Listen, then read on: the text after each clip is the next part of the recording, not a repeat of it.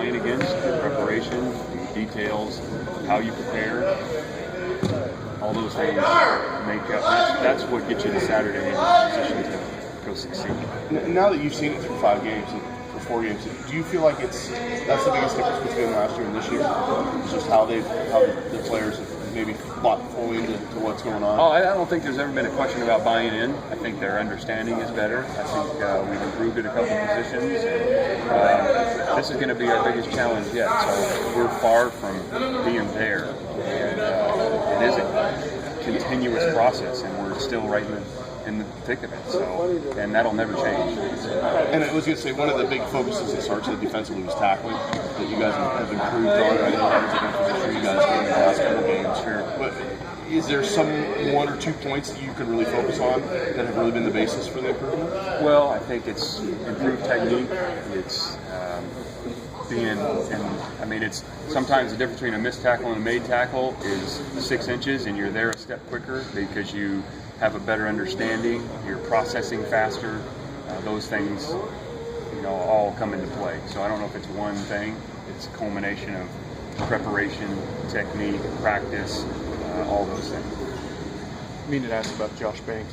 Seemed to really show up the last couple games in particular. Yeah, Josh is just he had early in the year wasn't playing as much, and really he was down on scout team, to be honest with you, and he did a really good job and got better and better, and is a guy that is a good sized guy, so it's somebody that we can definitely need to get in there and get some reps. Is he in their specific packages, or? It'll depend on the week, so it kind of depends on who we're playing and what we're going to use. Yeah.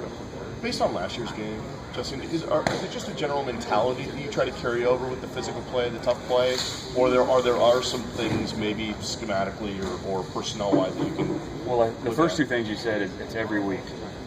We've never gone into a game saying we don't want to be physical and we don't want to be tough. It's every week it has to be like that, and that's part of the process of coaching. The things we talk about to play good defense, you got to play with great effort, you got to play with great toughness, you got to play with an attitude, no matter what week it is. Now, when you prepare for Stanford, there may be some things schematically we do a little bit different here or there, but we're going to prepare best for what they do and get our guys ready to play. But again, the process doesn't change, and I think those things you talked about, those intangible things, can never change. From last year into training camp and also these first 4 games, how much has Princeton improved?